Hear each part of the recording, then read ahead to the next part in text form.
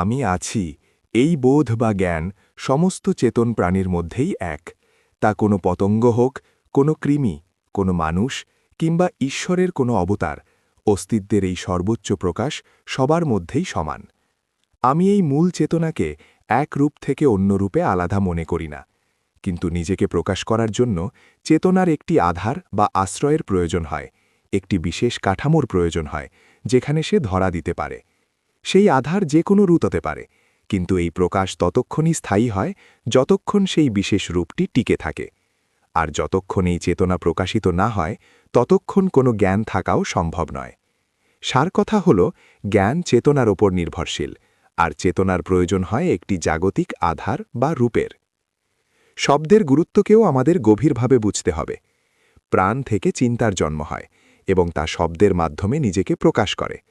শব্দ ছাড়া এই সংসারে কোনো ভাব বিনিময় সম্ভব হতো না। আসলে কোনো কাজ, কোনো ব্যস্ততা বা পরিচয়ও থাকত না। এই জগৎ চলছেই শব্দ আর নামের ওপর ভিত্তি করে।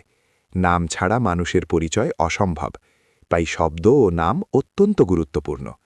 এমনকি প্রতিটি সম্ভাব্য বস্তুকে নাম দেওয়ার এই ধারা এতটাই এগিয়েছে যে ঈশ্বরকেও একটি নাম দিতে হয়েছে।